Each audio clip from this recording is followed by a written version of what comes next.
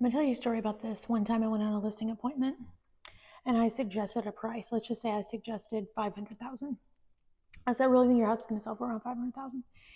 And um, there was multiple sellers involved in this transaction. And one of the sellers was like, yeah, absolutely. Like 500,000 sounds reasonable to us.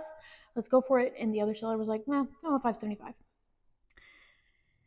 And I said, well, I mean, you may be able to get 575. We could certainly try 575.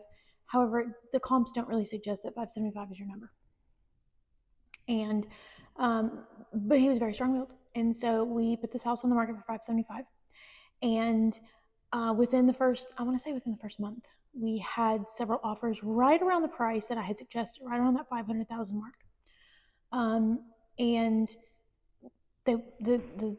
the seller that had their heart set on 575 just couldn't pull the trigger. And we didn't get any more offers. The house had been on the market for a while.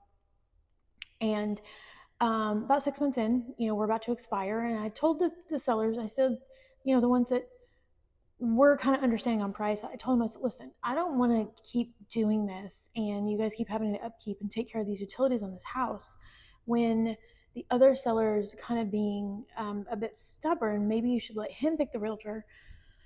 Maybe you'll have better luck. So let the listing go. I didn't really follow it. Life is crazy. Life, it gets busy and we forget about things. And it was probably about a year later, maybe even longer, whenever I was like, gosh, I'm going to look in the MLS and see if that property ever sold. That property sold for about $425. Yeah, $425. So when you go to put your house on the market, you got to make sure you're reasonable from the beginning, or you may end up losing money in the end.